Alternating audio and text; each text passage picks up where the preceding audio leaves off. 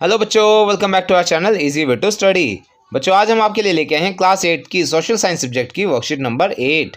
बच्चों, जैसे कि आप सभी जानते हैं, सबसे पहले यहाँ पर हमें अपना नाम लिखना होता है और नेक्स्ट फील्ड में हमें अपने क्लास टीचर का नेम लिखना होता है। चलिए देखते हैं अपनी वर्कशीट।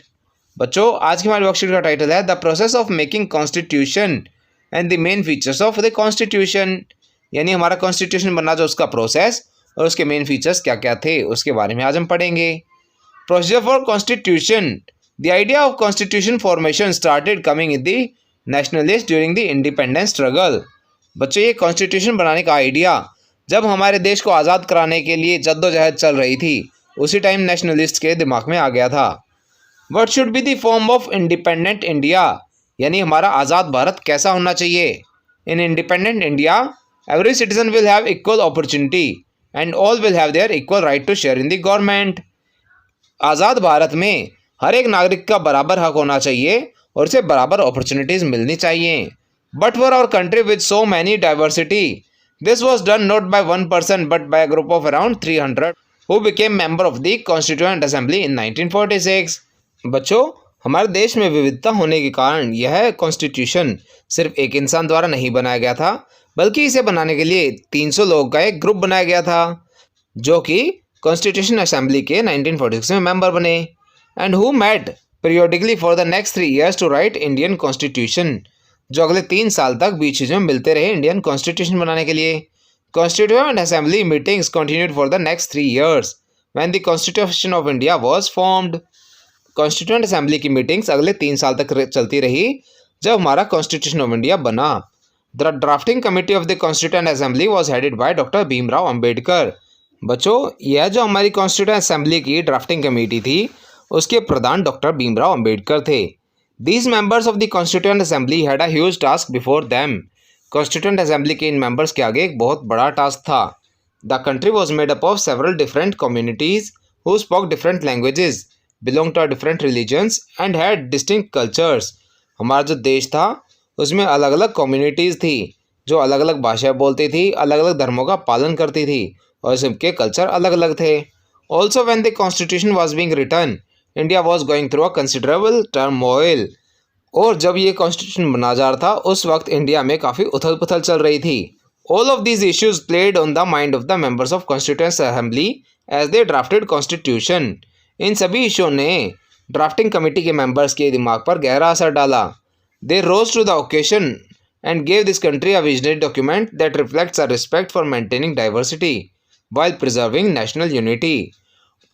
उन्होंने इन सभी चीज़ों को ध्यान में रखते हुए एक ऐसा डॉक्यूमेंट तैयार किया जिससे कि इंडिया में डाइवर्सिटी बनी रहे और यूनिटी भी बनी रहे। अब इसका बच्चों मेन फीचर्स ऑफ कॉन्स्टिट्यूशन वह है federalism. It means different type of governments at different levels to govern the country. In our country government works at 3 levels। बच्चों, फेडरलिज्म का क्या मीनिंग होता है कि अलग अलग लेवल पर गवर्नमेंट के अलग अलग पार्ट्स होंगे जो काम करेंगे। हमारे देश में इंडिया में गवर्नमेंट 3 लेवल्स पे काम करती है। फर्स्ट है एट द सेंटर लेवल, जिसे हम बोलते हैं सेंट्रल गवर्नमेंट। सेकंड है एट द स्टेट लेवल, जिसे हम स्टेट गवर्नमेंट बोलते हैं। एंड थर्ड है एट लोकल गवर्नमेंट लेवल, जिसे हम पंचायती राज सिस्टम या फिर म्यूनिसिपल कॉरपोरेशन भी बोलते हैं। The reason for this is that in large country like India all states can have autonomous right to take decision on certain issues. अब बच्चों, इस सब के पीछे कारण क्या था? इस सब के पीछे बच्चों यह कारण था कि भारत जैसे बड़े देश में सभी राज्यों के कुछ मुद्दों पर फैसला लेने का स्वयं अधिकार हो, ना कि उन्हें एक गवर्नमेंट यानी सेंट्रल गवर्नमेंट के पास जाना पड़े। There are some lists in the constitution for clarity of these issues. हमारे संविधान में इन सभी मुद्दों को सुलझाने के लिए कुछ सूचियाँ दी गई हैं। अब इसका बच्चों हमें एक एक्टिविटी दी गई है। Right the name of your near by bank, school, dispensary और काफ़ी सारी चीज़ों के यहाँ पे हम नाम लिखने हैं। And find out under which level of government they work in, और हमें फाइंड करना है कि वह किस लेवल ऑफ गवर्नमेंट के अंडर काम करते हैं। इसी के बाद बच्चों हमें 4 क्वेश्चंस दिए गए हैं। चलिए देखते हैं इन सभी चीज़ों के आंसर। फर्स्ट है बच्चों एक्टिविटी। एक्टिविटी के आंसर में आप लिख सकते हैं आपके आसपास जो भी बैंक हो उसका नाम लिख सकते हैं। जैसे मेरे पास इंडियन बैंक था तो मैं लिख दिया इंडियन बैंक। बच्चों, इंडियन बैंक हमारे सेंट्रल गवर्नमेंट के अंडर आता है। स्कूल था हमारा सर्वोदय बाल विद्यालय जो हमारे दिल्ली गवर्नमेंट के अंडर आता है। डिस्पेंसरी है मेरे घर के पास दिल्ली गवर्नमेंट डिस्पेंसरी, अगेन ये स्टेट गवर्नमेंट के अंडर आती है। अगर बच्चों आपके आसपास कोई ऐसी डिस्पेंसरी हो जो सेंट्रल गवर्नमेंट के अंडर आती हो तो आप उसके बारे में पता करके वह लिख सकते हैं। हॉस्पिटल आता है दिल्ली गवर्नमेंट हॉस्पिटल, तो बच्चों दिल्ली गवर्नमेंट का है हॉस्पिटल ये, तो ये भी स्टेट गवर्नमेंट के अंडर आ गया। Police station Dwarka police station, बच्चों दिल्ली में जो पुलिस है वह सेंट्रल गवर्नमेंट के अंडर आती है, तो मैंने लिखा है सेंट्रल गवर्नमेंट। और इसके बाद एमपी कौन है मेरे एरिया में एमपी है विनय मिश्रा, जो कि सेंट्रल गवर्नमेंट के अंदर आते हैं कि पार्लियामेंट के अंदर आ गए तो। एंड एमएलए है मिस्टर गुलाब सिंह, जो स्टेट गवर्नमेंट के अंडर आते हैं। इसका first question, what are the challenges faced by constituent assembly at the time of frame constitution. तो बच्चों इसमें आप आंसर लिख सकते हैं various challenges faced are India has a diverse culture.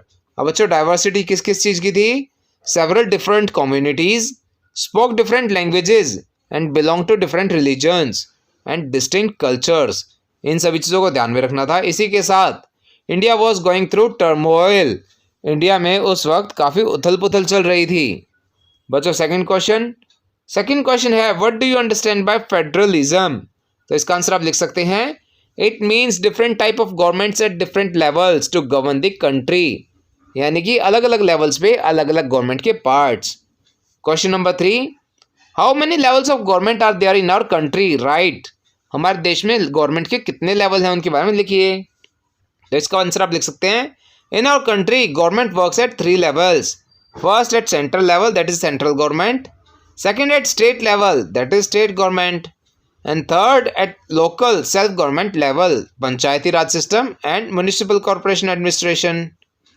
बच्चों इसके बाद फोर्थ क्वेश्चन है why is the federal system of governance important for our country. तो बच्चों इसका आंसर आप लिख सकते हैं the federal system of governance is important so that in a large country like India all states can have autonomous right to take decision on certain issues. एक बड़े देश जैसे इंडिया में यह इसलिए ज़रूरी है ताकि स्टेट्स अपने डिसीजन खुद ले सकें। बच्चों यह हमारी वर्कशीट का लास्ट क्वेश्चन था। इसी के साथ हमारी वर्कशीट यहाँ पर कंप्लीट होती है। आई होप आप सभी को अच्छे समझ में आई होगी। बच्चों अगर आपको हमारी वीडियो पसंद आई हो तो उसे लाइक करना और अपने फ्रेंड्स के साथ शेयर करना ना भूलें। साथ ही अगर आपका कोई क्वेश्चन है तो उसे आप कमेंट सेक्शन में ज़रूर पूछें, हम आपके क्वेश्चन को जल्द से जल्द आंसर करने की कोशिश करेंगे।